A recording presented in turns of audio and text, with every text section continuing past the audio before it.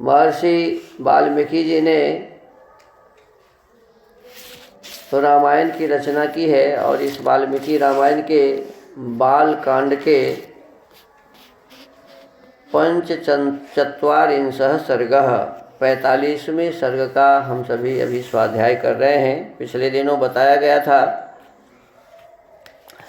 जब विशाला नगरी में भगवान राम अपने भाई लक्ष्मण और गुरुजी श्री विश्वामित्र जी के साथ पहुँचे तो उन्होंने पूछा कि यह नगरी किसका है, कौन यहाँ का राजा है।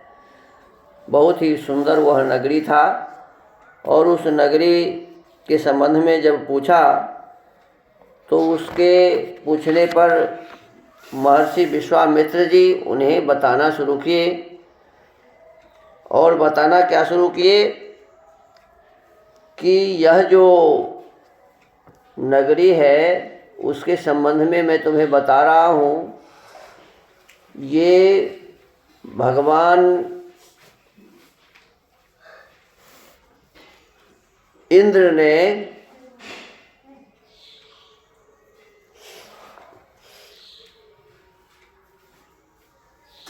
कहा कि इंद्र ने मुझे बताया, भगवान इंद्र ने मुझे जो कहानी बताया था इस विशाला नगरी के संबंध में उसे मैं तुम्हें बता रहा हूँ और तुम ध्यान से सुनो।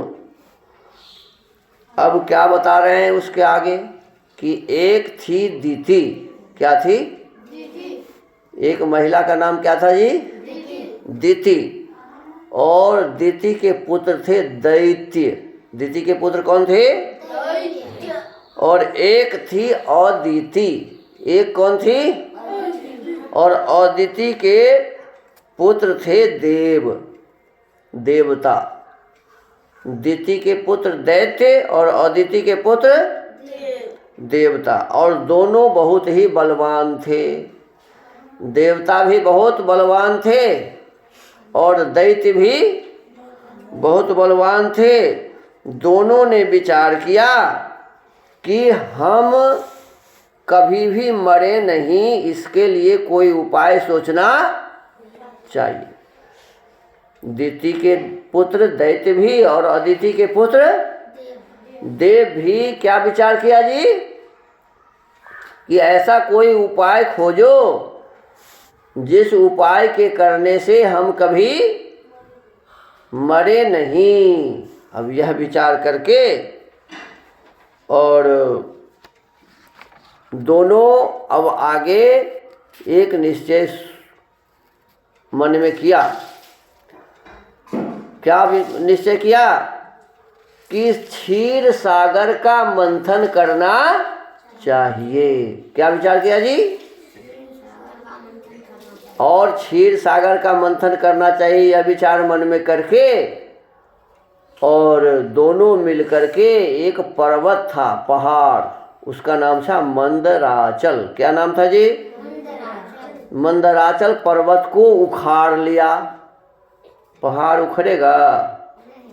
उखड़ेगा जी? कितना भी बलवान कोई हो उसे पहाड़ उखड़ता है। कभी पहाड़ को उखाड़ लिया। अब कहाँ गड़ा हुआ था, कितना नीचे तक था, ये सब कुछ नहीं बताया हुआ है। सीधा है कि पहाड़ को उखाड़ के मथनी बनाया। जैसे तुम लोग दाल को जो ऐसे ऐसे मथते हो ना जी, तो दाल को जिससे मथते हो उसको क्या कहते हो? रही बोलते हो, है ना। और वहाँ समुद्र को मथने के लिए रही बना लिया। किसको? मंदराचल पर्वत को। और उतना बड़ा जो ये रही को तो तुम लोग हाथ से ही ऐसे पकड़ के ऐसे ऐसे मथते हो ना। अब उतना बड़ा पहाड़ तो हाथ से पकड़ाएगा नहीं, तो क्या किया? पहाड़ में रस्सी लगाया। वो रस्सी किसका था? सांप का। सांप का क्या नाम था? वासुकी। क्या नाम था? वासुकी नाग। क्या नाम था? अब वासुकी नाग को ऐसे लपेट दिया। सांप को क्या क्या किया जी? मंदराचल पर्वत में। अब कितना मोटा मंदराचल पर्वत था, कितना बड़ा सांप था, इसकी कोई गिनती इसमें नहीं बताई गई। ये बताया गया होता कि भाई इतना लंबा चौड़ा पहाड़ था और इतना लंबा चौड़ा सांप था, तब ना उस समझ में आता। अब ये तो बताया नहीं है। अब आप समझ लो कि पहाड़ जब था तो पहाड़ तो कम से कम 200-400 फीट का रहा ही होगा ना। और जब 200-400 फीट का पहाड़ था तो रस्सी उससे और ज़्यादा बड़ा होना चाहिए ना जी, हैं? एक के बार लपेटने से तो होगा नहीं, एक बार ऐसे लपेट के ऐसे आना पड़ेगा। तो बताओ कितना बड़ा रहा होगा। यदि 400 फीट का रहा होगा पहाड़ तो रस्सी होना चाहिए कम से कम 1200 फीट 1500 फीट का सांप। तो ये इतना बड़ा बासुकी सांप को लगा दिया। एक तरफ से कौन पकड़ा? एक तरफ से देवता पकड़े और एक तरफ से दानव पकड़ा। और जब वो खींचते थे तो सांप परेशान होता था तो उसको मंदराचल पर्वत को ही डसता था। किसको डसता था जी? अब धीरे धीरे क्या किया, उसको पेरते पेरते कितने बरस बीत गए? 1000। कितने वर्ष बीत गए? 1000 वर्ष तक। लिखे 1000 वर्ष बीत गया उस रस्सी को खींचते खींचते, सांप को खींचते खींचते। तो 1000 वर्ष तक जो सांप को ऐसे ऐसे खींचेगा तो मरेगा कि जिंदा रहेगा जी? लेकिन इसमें मरा नहीं, जिंदा ही था। और समुद्र में से क्या निकला? विष निकल गया। क्या निकला? अब विष निकला तब सभी देवता लोग शिव जी के पास पहुँचे। किसके पास पहुँचे? शिव जी के पास पहुँचे। और शिव जी के साथ विष्णु भगवान भी थे। कौन थे? तो विष्णु भगवान ने कहा कि देखो शिव जी, ये तुम्हारे लिए है। किस लिए कहा? देखो, खुद नहीं मरना चाहता है कि विष्णु भगवान खुद विष पी के मरना नहीं चाहता। कहता है कि तुम सब देवताओं में बड़े हो, तो इसलिए क्या करो, तो विष को पी जाओ। अब विष्णु भगवान खुद पी जाते तो कोई गड़बड़ी होता? तो बेचारे अपने तो बचना चाहते हैं और शिव जी को मारना चाहते हैं। अब शिव जी भी क्या करे, तो विष्णु भगवान ये कह के तो चले गए। अब शिव जी उस विष को क्या किए, बस खड़े होकर पी गए। अब पी तो गए लेकिन नीचे जाएगा तो मर जाएंगे, है ना।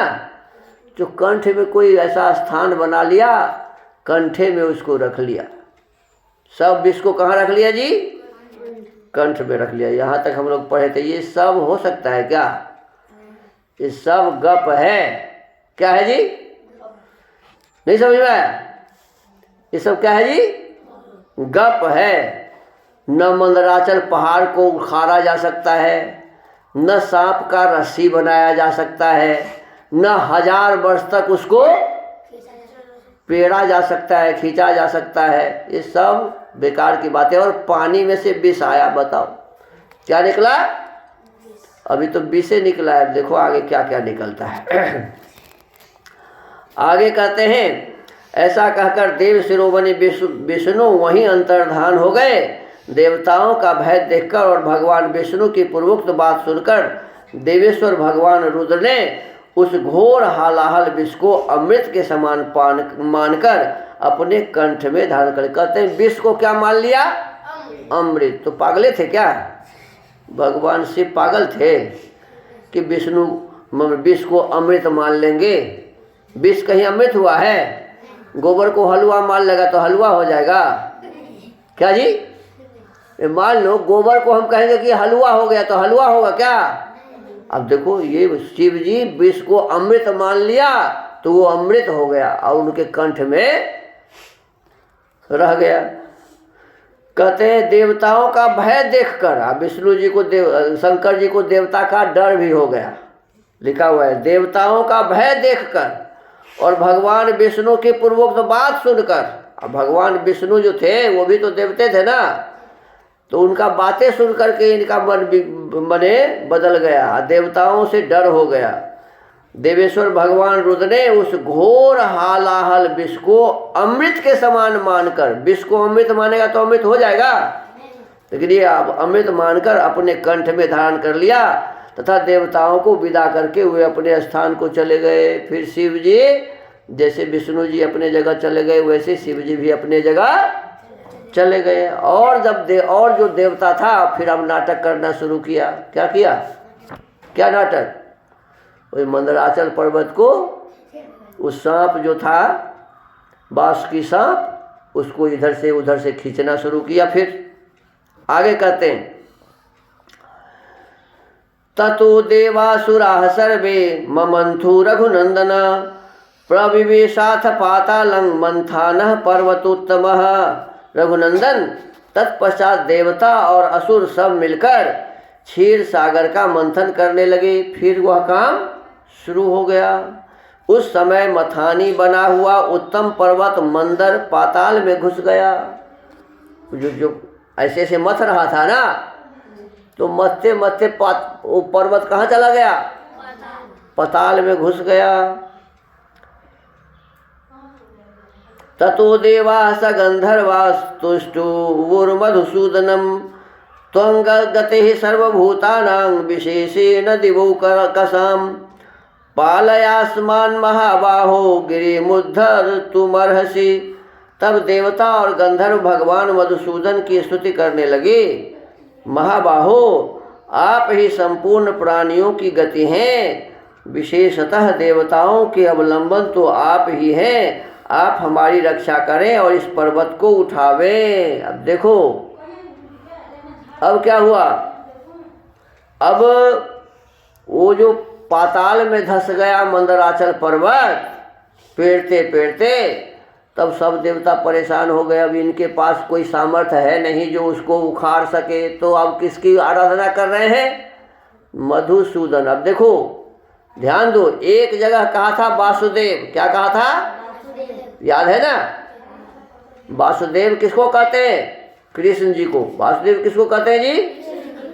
यहाँ मधुसूदन शब्द आया है, ये भी किसको कहते हैं? कृष्ण जी को मधुसूदन कहते हैं। क्या कहते हैं? अब आप बताओ कि ये पुस्तक तो त्रेता युग में लिखा गया। ये पुस्तक किस में लिखा गया? त्रेता युग में। और कृष्ण कब हुए? कृष्ण हुए द्वापर युग में। कृष्ण कब हुए जी? बताओ। तो त्रेता युग बीतने के बाद द्वापर के अंत में कृष्ण हुए। तो त्रेता युग में जो किताब लिखा गया उसमें द्वापर के कृष्ण का नाम होना चाहिए? नहीं होना चाहिए। इसका मतलब है कि जब कृष्ण भगवान का जन्म हुआ द्वापर में, और कृष्ण को जब लोग बहुत माने बड़ा बना दिए, इसके पश्चात महाभारत युद्ध में बहुत सारे लोग मारे गए। इसके बाद अनेक प्रकार के ग्रंथों को अपने अनुसार बनाने के लिए वाम मार्गियों ने उसमें घुसाना शुरू किया, और लगता है उसी समय ये सब कथाएं इसमें घुसाई गई। ये वाल्मीकि जी की रचना, ये कथा वाल्मीकि जी ने नहीं लिखी है और न विश्वामित्र जी ने कहा है। इन लोगों ने, वाम मार्गियों ने, इस वाल्मीकि रामायण में इस कथा को अपने हिसाब से घुसा दिया है और ये मैंने जोड़ दिया है इसमें। क्योंकि मधुसूदन कृष्ण को ही कहते हैं। मधुसूदन किसको कहते हैं जी? अब लेकिन और एक कथा बताया है कि सतयुग में ऐसा हुआ, कृतयुग। किस में हुआ था? कृतयुग में ऐसा हुआ था। जो माने भगवान इंद्र भगवान किनको सुना रहे हैं? विश्वामित्र जी को सुना रहे हैं। वही कथा विश्वामित्र जी अभी राम जी को सुना रहे हैं। तब देवता और गंधर्व भगवान मधुसूदन की स्तुति करने लगे। महाबाहो, आप ही संपूर्ण प्राणियों की गति हैं, विशेषतः देवताओं के अवलंबन तो आप ही हैं। आप हमारी रक्षा करें और इस पर्वत को उठावें। इति श्रुत्वा ऋषिकेशः कामठं रूपमास्थितः पर्वतं पृष्ठतः कृत्वा शिष्ये तत्रु दधो हरिः। यह सुनकर भगवान ऋषिकेश ने कच्छप का रूप धारण कर लिया। अब देखो ये मधुसूदन ऋषिकेश भगवान जो थे वो क्या बन गया जी? कछुआ बन गया। क्या बन गया? हाँ, हरि माने कछुआ का रूप धारण करके कच्छप का रूप धारण कर लिया और उस पर्वत को अपनी पीठ पर रखकर वे श्री हरि वहीं समुद्र के भीतर सो गए। अब देखो मधुसूदन श्री हरि भगवान कहाँ सो गए जी? कछुआ का रूप धर के और पाताल में माने पर्वत को अपने ऊपर धर लिया और सो गए। बताओ, तो पृथ्वी भी नहीं था, कुछ नहीं था, तो कछुआ किस पर था रे? हैं? कछुआ माने उस पर क्या कहते, कछुआ के ऊपर में वो पर्वत हो गया, पंदराचल पर्वत, और भगवान सो गए, श्री हरि वहीं समुद्र के भीतर सो गए। पर्वताग्रं तु लोकात्मा हस्तेनाक्रम केशवः देवानां मध्यतः स्थित्वा ममंथ पुरुषोत्तमः। फिर विश्वात्मा पुरुषोत्तम भगवान केशव उस पर्वत शिखर को हाथ से पकड़कर देवताओं के बीच में खड़े हो स्वयं भी समुद्र का मंथन करने लगे। अब देखो पहले लिखा है कि सो गया, क्या लिखा है? सो गए।